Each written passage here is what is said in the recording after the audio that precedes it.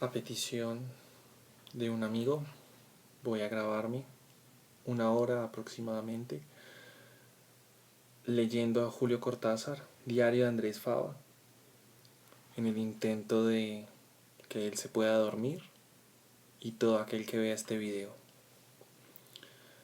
Espero que mi voz sea la más agradable para la persona que haya entrado a este video y que al mismo tiempo pueda deleitarse con la forma de escribir de Cortázar, que tal vez para mi amigo ha de resultar agradable en su sueño y en el que quiera quedarse más en este video. Sin más preámbulos, aromática, abanico, música de fondo subliminal y esperando que Cortázar haga su magia.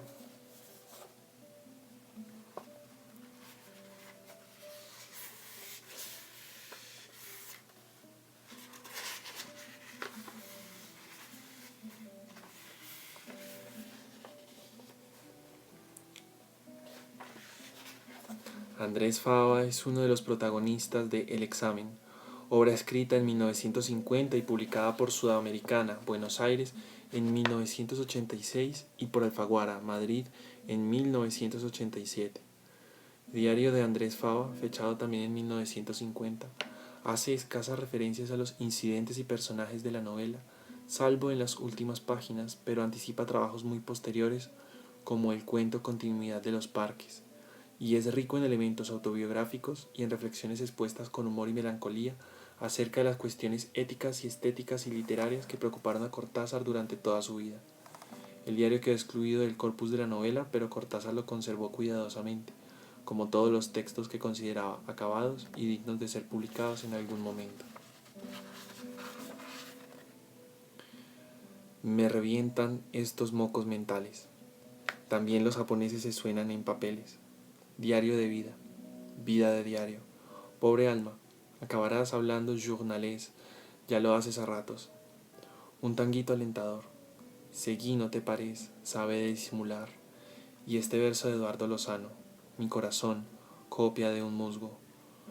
Lo que se da en llamar clásico es siempre cierto producto logrado con el sacrificio de la verdad a la belleza. Esperando un ómnibus en Chacarita.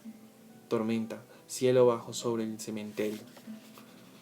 Cumpliendo la cola me quedo largo rato mirando la copa de los árboles que preceden el peristilo, una línea continua de copas, el cielo gris la honda y purifica, ondulando graciosa como al borde de las nubes. En lo alto del peristilo el ángel enorme se cierne entre los perfiles del árbol, parece como si apoyara el pie sobre las hojas. Un segundo de belleza perfecta, luego gritos, trepar al ómnibus, córranse más atrás, de 15 o 10, la vida. Adiós, hermosos, un día descansaré ceñido por ese encaje delicado que me protegerá por siempre de los ómnibus. La tierna idiotez de algunas frases, suspiros verbales. Solo me interesan los primitivos y mis contemporáneos, Simone Martini y Gischia, Guillaume de Machaut y Alan Berg. Del siglo XVI al XIX tengo la impresión de que el arte no está bastante vivo ni bastante muerto. Rimbaud, poeta ambulatorio, fatiga, estímulo para que la revelación salte y se instale. El ocio engendra ocio, etc. Ayer volvía en el 168, apretándome entre tipos y olores. De pronto la visitación, la felicidad lancinante. Tener el poema sin palabras, enteramente formulado y esperado, sin saberlo. Sin tema, sin palabras y saberlo. Un verso solo purísimo. La santidad como una golondrina. Pero tan pocas veces, desde la tarde en que oí ese verso, y otros 2 a la mañana siguiente, una sorda opacidad, un sentirme repleto de materia viva, ocupada en sí misma, rumia, satisfecha, vegeto, voy y regreso, me refugio en la lectura, Eliot, Chandler, Colette, Priestley, Connolly. Oigo una vez más Henry V en la grabación de Laurence Olivier. Siempre es tiempo de morir, pero estas láminas con su espiral fuera del tiempo guardan una instancia de eternidad. No está en la palabra, no son exactamente Will o Larry, o la felicidad que agrega Walton con su música. Lo eterno alcanza forma en la acción del hombre. Fue preciso todo eso, y que una vocación lanzara a Olivier, y que tras el Inglaterra, el cine, el momento, la guerra, el clima, that did affright the air at Agincourt, y de pronto, como en la concepción o en el encuentro de dos palabras que se incendian en poesía, lo eterno, una actitud, un gesto, and he babbled o'er Greenfields y el condestable, y ese chico murmurando, some crying, some swearing, some calling for a surgeon, todo se encontró. Los 7 colores para dar la blancura que los aniquila en perfección en un colored o color eternity. Cuando no se es un intelectual, la inconsistencia y la pobreza de las ideas hace temer que todo lo escrito, salvo un poema, quizás un cuento, resulte inútil y ridículo. Ideas, es decir, establecimiento de relaciones, cabezas de puentes. Rodeado de libros, me inclina sobre una flor que dejaron en mi mesa. Su ciega pupila translúcida me mira. Creo que si de verdad me mirara no me vería. Tal vez este diario sea ocupación de argentino, como el café, diario real de vida, las mujeres en cadena, los negocios fáciles y la triste mansa. Qué difícil parece aquí una construcción coherente, un orden y un estilo.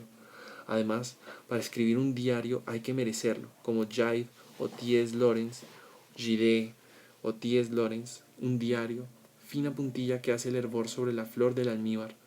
Espumar, sí, pero no en pailas vacías. Si hubiera vivido bien, si hubiera muerto bien, si esto por donde me muevo fuera sólido y no la jalea autocompasiva que me encanta comer, entonces sí, entonces poner en palabras las cosas que quedan por decir, las espumitas, las surplus de guerra. Along the Santa Fe Trail canta Bing Crosby y me vuelve la sorpresa de toda palabra española metida en una construcción inglesa o francesa. De pronto, en el instante puro, descubrimiento de la palabra en toda su virginidad, pero ya se borra, ya es la cosa que conozco, o sea que no conozco, que solo uso. Encuentro a un amigo malhumorado y nervioso por un problema de trabajo que lo hostiga. Desde fuera, desde el borde de su escritorio, me es cómodo medir el absurdo de esa preocupación por algo que ni siquiera lo alcanza como persona. Vive vicariamente un problema ajeno, fatalidad de buen empleado, del gestor honesto. Me pregunto si le ocurre reparar de pronto en el absurdo, por comparación con lo cósmico, si da a veces un paso atrás para que el enorme monstruo contra sus ojos sea de nuevo la mosca posada en el aire. Técnicas, no más que eso. Baruch Spinoza, qué cochino.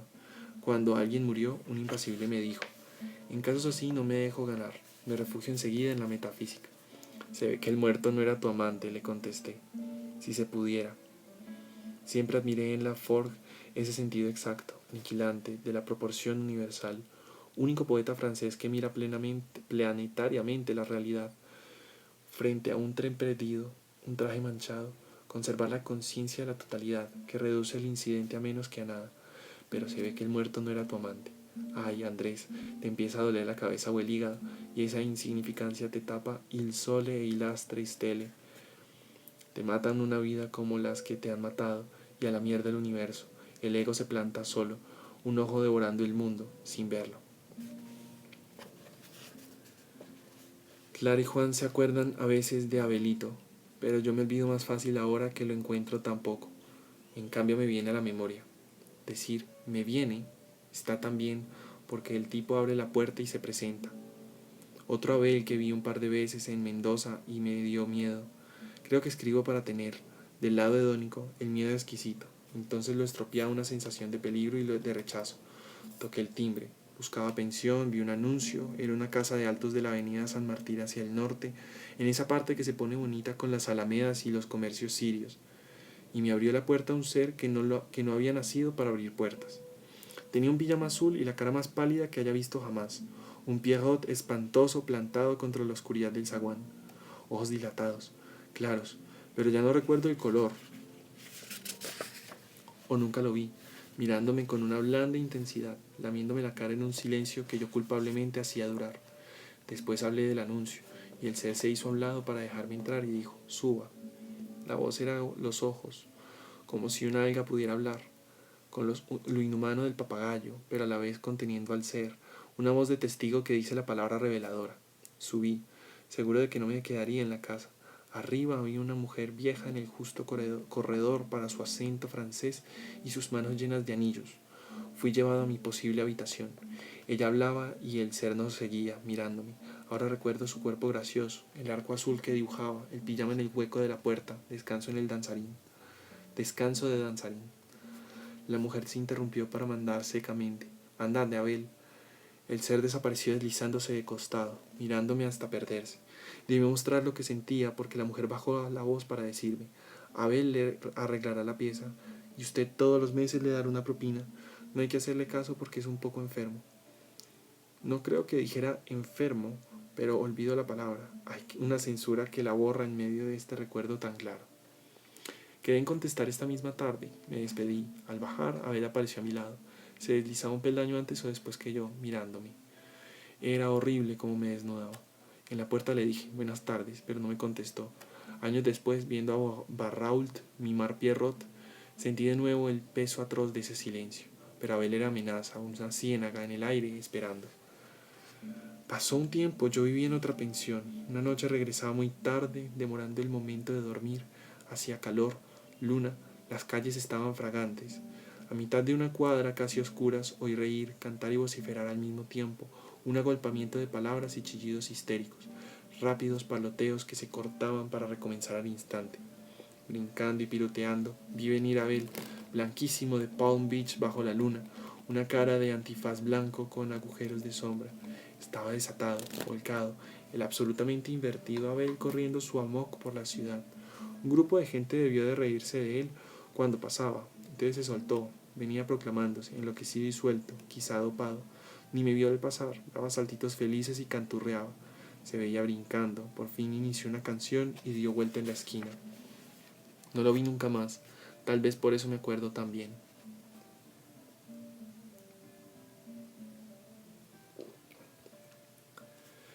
La función incalculable de ciertos libros en una vida todavía porosa, atenta, expectante. Pienso en la Anthologie des Poètes de la NRF que compré en 1939, quizá antes, y fue enseguida un eje de veleta, una delegación de lo desconocido, reclamando y mordiendo noche y día.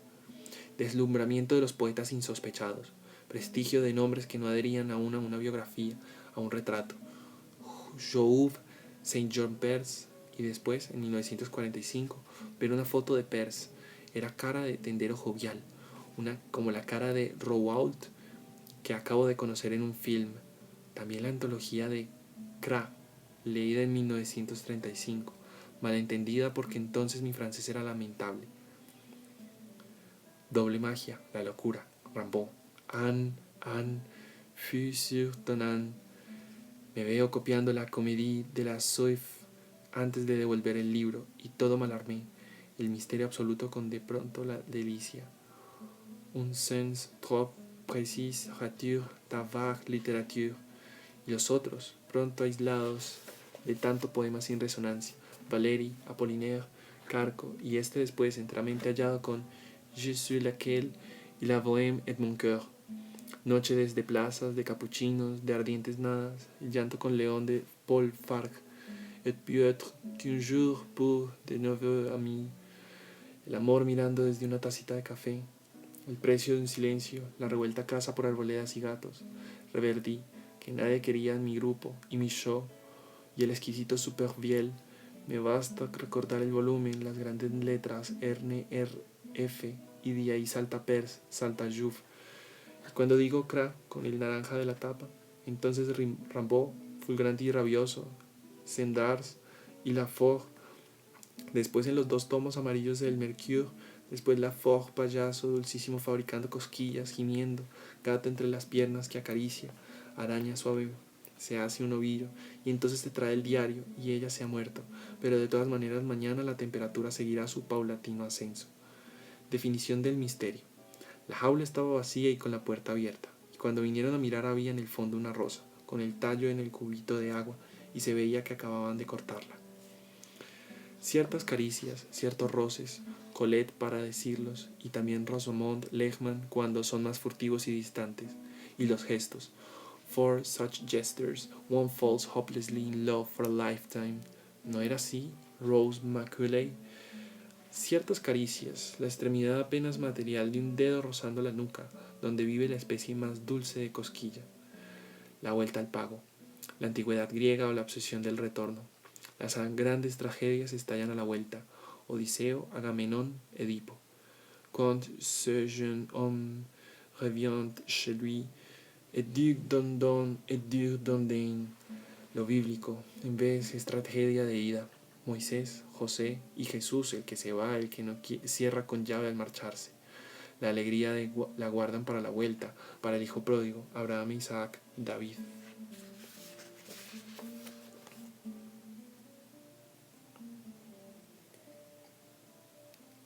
Escribir. Sucedáneo, sublimación, sustitución. Ya es casi lugar común, lo sabemos de sobra, es decir, lo olvidamos. ¿No sería tiempo de analizar mejor esta verdad brillante de la psicología? La verdad es siempre un sistema válido de relaciones. Parece que las relaciones del escritor con sus hormonas, con sus complejos y sus trabas, están bien comprendidas en esa verdad que nos da una bonita fórmula: literatura, vía sustitutiva. Pero esta verdad puede haber pasado ya, no porque no lo fuera, sino porque las relaciones del escritor con sí mismo y su circunstancia pueden estar modificándose. Se dice, y uno sonríe, el lenguaje me impide expresar lo que pienso, lo que siento. Más cierto sería decir, lo que pienso, lo que siento me impiden llegar al lenguaje. ¿Entre mi pensar y yo se opone el lenguaje? No, es mi pensar el que se cruza entre mi lenguaje y yo. Ergo, no hay otra salida que izar el lenguaje hasta que alcance autonomía total. En los grandes poetas, las palabras no llevan consigo el pensamiento, son el pensamiento, que, claro, ya no es pensamiento, sino verbo. Leído ya a destiempo, The Time Machine. Oh, pequeña Wina, animalito humano, única cosa viva en un relato insoportable. Escribir músicas menudas, juegos y rondas para Wina. Es sentir que se la lleva en brazos cuando, a solas, se cruza titubeando un aposento a oscuras. Como el pobre tambor que favorece los golpes con su elástico rechazo. Una cosa es acariciarle el pelo y otra encontrarlo en la sopa, oído del cronista. Unilateralidad, monovía del hombre. Se siente que vivir significa proyectarse en un sentido, y el tiempo es objetivación de esa línea única. No se puede sino avanzar por una galería donde las ventanas o las detenciones son lo incidental en el hecho que importa. La marcha hacia un extremo que, desde que la galería somos nosotros mismos, nos va alejando más y más de la partida, de las etapas intermedias. Es oscuro y no sé decirlo, sentir que mi vida y yo somos dos cosas, y que si fuera posible quitarse la vida como la chaqueta, colgarla por un rato de una silla, cabría saltar planos, escapar de la proyección uniforme y continua, después ponérsela de nuevo o buscarse otra.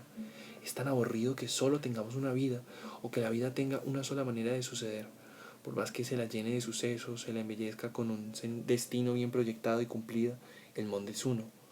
15 años, 25, 40. La galería. Llevamos la vida como los ojos, puesta de modo tal que nos conforma. Los ojos ven el futuro del espacio, como la vida es siempre de la delantera del tiempo. Y lo zoísmo, ansiedad del hombre por un vivir, cangrejo, vivir piedra, vivir desde una palmera. Por eso el poeta se enajena.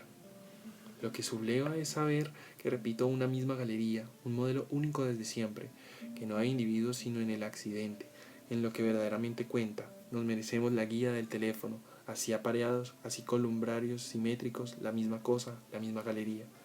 Esto no es misantropía, ni regateos al vivir, bella cosa, es mi parte de ser universal. ¿Panteísmo? Panantropismo, pero no porque quiera hacerlo todo, vivir mundo.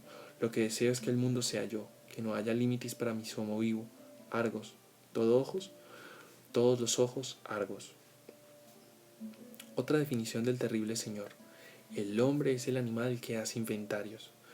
La propiedad, inventario, grandeur nature. Tengo 10 hectáreas, un caballo tordillo, una nubecita en forma de corazón. Viene un día en que el recuerdo es más fuerte.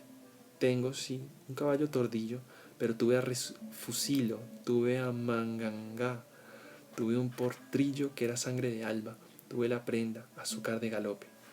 Hasta las nubes, aquí están, mías, las nubes sobre el Yanquihue, una tarde de enero del 42, la gran nube pizarra que me aplastó en Tilcara, llenando el río de fangos amarillos, los nimbos sexuales, nieve de espaldas y delirio frío sobre el agua teñida de añil que es el cielo mediodía en Mendoza la Pulida, las nubes de una canción con que jugaba Juan hace años y las que puse en 4 líneas para Golosina de Pampa, mi perra muerta. Has de estar acostada junto a un lecho vacío, segura de que el amo te alcanzará una noche. Te comerás al paso las nubes más pequeñas, golosa del azúcar que ya no puedo darte.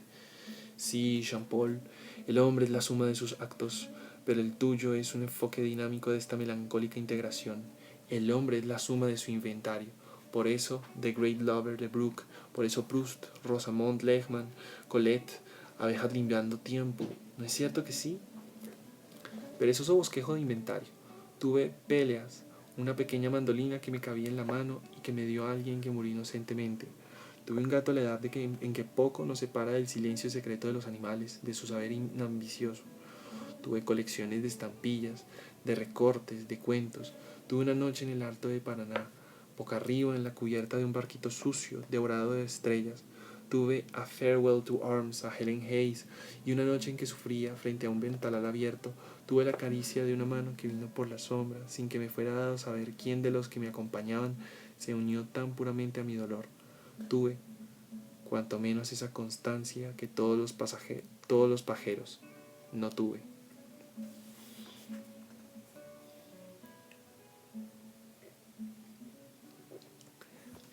Leído Demian. Curioso cómo hay ciertas repulsiones previas a la lectura, corroboradas casi siempre cuando se sea la solicitación de terceros. Me parecerán Bernanos, Pritchett, Orwell, Plisner, tan desagradables como este Hermann Hesse. Demian pudo ser exactamente todo lo que no es. Apuntes inmediatos a la lectura. Primero, presumible talento narrativo del autor. No olvidar que lo leo en español, al servicio de un relato estúpido, inverosímil, con esa inverosimilitud última que no tiene nada que ver con el ilogismo, ni la exageración, ni la fantasía. Sinclair es cualquiera de nosotros cruzando la charca de la adolescencia, con los mismos chapoteos usuales. Pero Demian, su famoso guía, resulta la criatura más estúpida, Jean Superman, que haya dado la novela alemana. Cierto que Hesse es ciudadano suizo. En cuanto a Eva, monstruo inenarrable, objeto fetiche entrando y saliendo sin que se sepa nunca what's cooking. Madre e hijo explican demasiado la confusión mental de Hesse. Elementos de este cóctel: el Abraxas, otro, la magia, diversas demostraciones telepáticas, volitivas, etc., mezcladas con una sensiblería de modista, llantos, bahíos, borracheras simbólicas, sin contar el fantoche máximo después de Demian, Pristorius. Segundo, la tesis, To Thy Own Self Be True, cabía en menos páginas, sin contar que es más vieja que Demian, en quien supongo una especie de asaverus avergonzante. El hecho paralelo, la educación sentimental e inmoral de Sinclair, no está mal contada, pero, hijo mío, después de Rimbaud, de Radiquet, hasta de Alain Fournier. Tercero, lo de Superman a la USA es deplorable. El pasaje en que Sinclair baja al jardín de Demian y lo encuentra entrenándose para pelear con un japonés es de un ridículo digno de una película de Adam Datt. En el capítulo siguiente, Hess no olvida informarnos que el japonés cobró. Y ahora en serio, ¿qué es Demian? Novela perceptiblemente homosexual. ¿Por qué esos disfraces esotéricos? Esa no Beatrice, no Eva, no nada, no nada. Sabemos bien lo que Sinclair quería y necesitaba, lo que obtiene en la última página, que Demian lo bese en la boca. Dios mío, ¿cómo respetaría este libro si hubiese visto en su autor la valentía que alza en flor perfecta la muerte en Venecia? Pero no, había que sacar a relucir el pajarraco alegórico, Abraxas y esas mujeres insensatas. Maniquizar al pobre Demian, figurín, escribir con guantes de goma y bordados, además, con los peores bordados retóricos del siglo XIX. Me pregunto si este libro repugnante tendrá mejor equilibrio, alguna virtud secreta en su original alemán. La verdad es que entre nosotros suena como el texto de La flauta mágica cantado por la música de Manon Lescaut.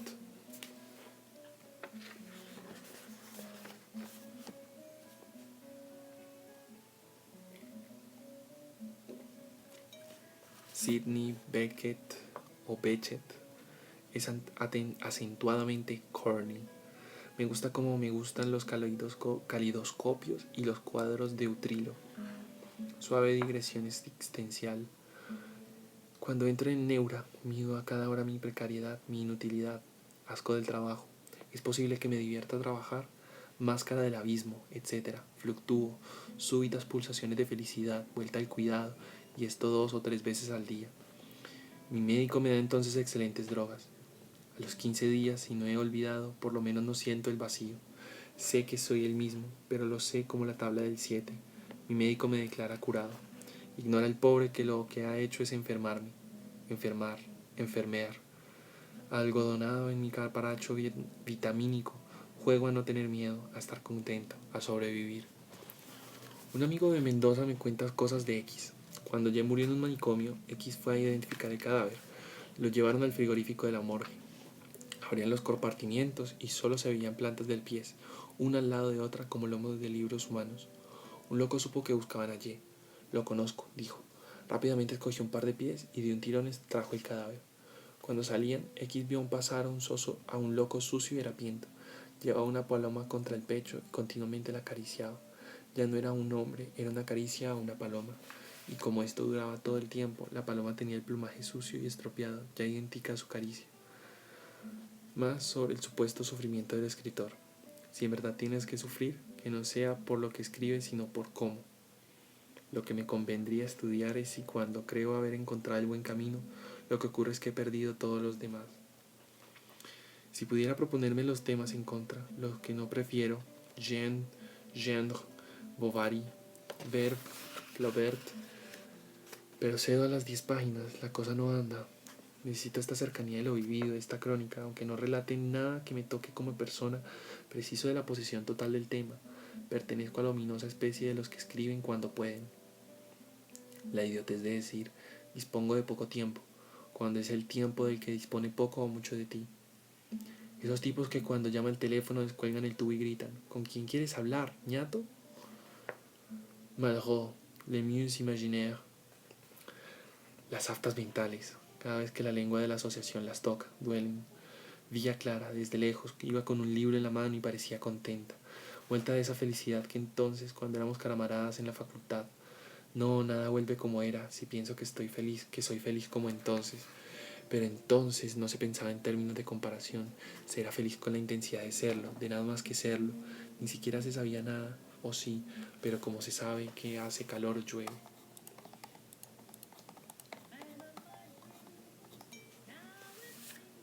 No me puedo negar a la sensación de que si el sueño prescinde de la lógica de vigilia o la altera, ese orden no pertenece a la realidad, es solo una clasificación diurna. Quizás soñamos noúmeno y recaemos en el fenómeno al despertar. El mundo espera a su descubridor. Un hombre donde a la vez Kant y la otra Ramont, acaso. Conversación de poetas. El lector es el puente, el que los presenta y oye su diálogo. La penultième hace de las suyas en obras tan lejadas y tan dispares. Maréchal. Con el número 2 nace la pena. Y desde tan otro lado César Vallejo. ¿Con cuántos doces? Ay, estás tan solo. Cuando me hablan de yo no, yo sí. Angélicas criaturas de la YMCA, he aquí que voy a comer y me encuentro a la entrada de esta inscripción, la renuevan semanalmente. Pasaré por este mundo una sola vez. Si hay alguna palabra bondadosa que yo pueda pronunciar, si hay alguna buena acción que yo pueda realizar, diga yo esa palabra, haga yo esa acción ahora, pues no pasaré más por aquí. Adiós apetito, adiós tortilla plana y pastel gran con cebollín. El memento está muy bien, hay que sentarse cerca y meditar releyéndolo. Ha sido impreso estilo consultorio de oculista. Porque esa manita que se cierra en mi estómago, nada es nuevo ahí. Las dos menciones más importantes del pensamiento son tópicas. Me moriré. For good and ever. Si puedo ser bueno, séalo ahora. Pero puedo ser bueno si me voy a morir. La certeza de la muerte no desmiente, no deshace toda moral. Ser bueno es siempre olvidarse de algo, creer que la fiesta va a durar. Esto no es cinismo, puesto que no ser bueno comprende numerosos estados sin llegar a necesariamente la maldad. Lo que quiere decir es que la certeza de la muerte no ayuda, como quisiera la YMCA, a que yo te abrace y te diga cosas excelentes. Quien realmente sabe su muerte no está para jodas. Claro que todo esto, visto desde el ángulo de una religión, pero las religiones falsean el problema desde el vamos, porque su razón de ser es alterar la muerte. Por lo menos el cartelito que leo alude bien claro a la muerte, y a eso que ocurre en una cama. La máquina literaria. cómo vuelve el deseo de una creación absoluta, sin error posible, el acuerdo de una idea con su juicio, de un sentimiento con su imagen, de una voluntad con su proyección y su praxis. Lo literario resulta de combinar heterogeneidades en potencia con heterogeneidades en acto. Una sola de las operaciones es ya tarea más allá del hombre. Por eso tal vez el escritor continúa. La poesía quiere ser metafísica y a veces lo logra con Lamartine o Valéry. La poesía inglesa lo es sin quererlo, surge en el plano metafísico que es su cielo y su gracia. Donde Mallarmé arriba con el último extenuante golpe de ala, Shelley está plantado naturalmente como una copa de árbol. Nada hay de taxativo en esta diferenciación que me entrego en señalar. En esencia los logros no son distintos, pero el poema francés sale de la fragua como el diamante del lapidario. El verso inglés brilla con esa nada de esfuerzo que admiramos en el pez, en el tenista que devuelve un tiro sin casi moverse.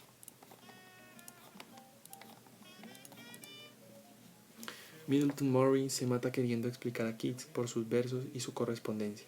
El error de siempre, insalvable, olvidar que esos son despojos de la gran tormenta silenciosa, del huracán sin viento que se cumple en los intervalos. Joyce pudo no haber escrito A Portrait of the Artist. Ya estaba ahí de Obsession en Enfer, que lo contenía en su enérgica virtualidad. Tal vez no se ha dicho que el camino de Stephen es el mismo, solo que desandado del de San Agustín. Joyce no escribe bien, ese es el mérito y la eficacia de un libro que intenta fijar una etapa donde hay más balbuceo que palabra, más sentimiento que expresión. Muy bien, Graham Greene, en The Ministry of Fear. Mi hermano tiene las ideas, pero yo las siento. Solo que Joyce, en vez de la casi definición discursiva, se vale de su propia magnífica torpeza narrativa y nos da un libro donde lo sentido excede lo dicho, proporción infrecuente en el gremio. Torpeza narrativa, cuando él quiere, pero entender que los pasajes torpes, Stephen y Cranley, Stephen y Temple, son los verdaderamente grandes. Releo ya sin placer los aniñados discursos del jesuita. Ese infierno está demasiado bien. Es evidente que primero somos onenes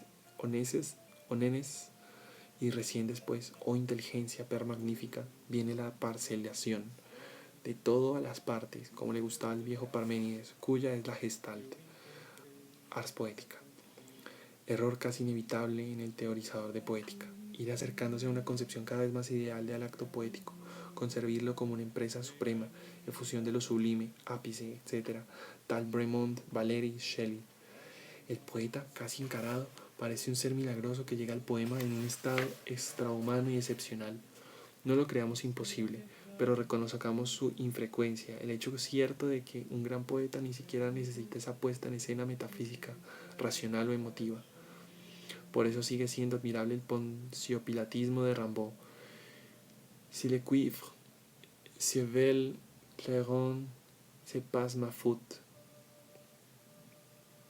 Leído Sartor Resartus. Ya no se aguanta lata semejante. No hay un solo pasaje, ni siquiera el zarandeado de los símbolos y el silencio, que guarde frescura o sentido. Es abyecta adoración de la obra humana. Lo que cabe al hombre es hacer y despreciar lo hecho como aliento para la nueva obra. Por el camino de Carlyle se llega a la idolatría beata del progreso.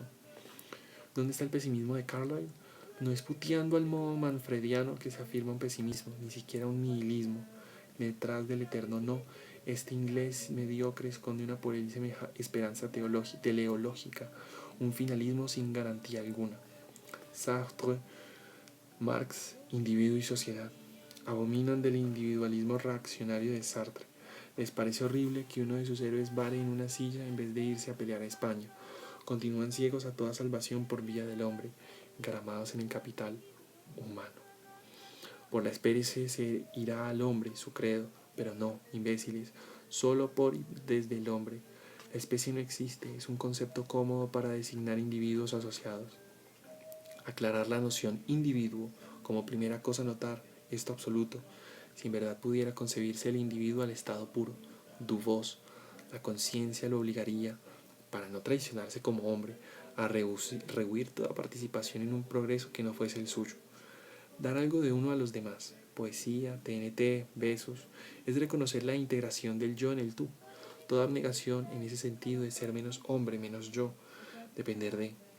Desde un criterio rígidamente humano, individual, el ser en tú, Gabriel Marcel, admite esta desvalorización. Los factores adventicios, proxenetas, órdenes materiales, visual, bounds, wants. B. El sentimiento cobarde. Si se pudiera hacer el bien a otro para uno mismo, y por vía de agentes no humanos, el individuo se rinde gustosamente al blando o el colchón sociedad. Por eso toda teoría comunista es indigna en el fondo. Los vocabularios. Si en el Short Thorn Grill pedís una plana, el mozo se queda atónito. A media cuadra, en el comedor de la YMCA, te traen enseguida una tortilla. Un recuerdo de lejana escapatoria nocturna con camaradas de la escuela normal. Calor, tormenta. Éramos 5 o 6. Llenábamos los tranvías con el nombre de Pirandello, Emperor Jones, Petroushka. Era 1935. En la costanera andábamos sin rumbo preciso, gozadores del caminar, la presencia mutua, la broma, la ternura. Nos metimos en Puerto Nuevo. Llegamos a un sitio donde el río Presidio chapoteaba al alcance de la mano. Entonces, pero esto tendría que contarlo mal aparte, que lo magnificaría carusianamente. Alguien soltó una exclamación y en la noche nos inclinamos sobre la escollera. El río estaba blancuzco y espeso y olía. Cosas como palos, como zapatillas blancas se movían ahí abajo. El ictiólogo del grupo, porque teníamos un ictiólogo, palabra, dijo, son pescados muertos. Era más que eso, era el vómito del río, una deyección monstruosa que subía hacia la tierra, se pegaba a la orilla. Más adentro, el agua tornaba su café con leche acostumbrado. La muerte era este rechazo, esta secesión, a la tierra, franja fétida y dulzona de pecados muertos panza arriba que se agolpaban en la noche al asalto de Buenos Aires. ¿Qué noche para un suicida?, dijo el humorista. Yo pensé que tal vez los suicidas eran los peces, peces de orilla, de tierra, contagiados de ciudad, bagrecitos de la recoba que se mataban por no alcanzarla, o de vuelta de alcanzarla, pero esto ya es tango y no sé, honest Injun, si lo pensé esta noche. Felices sueños y muchas gracias.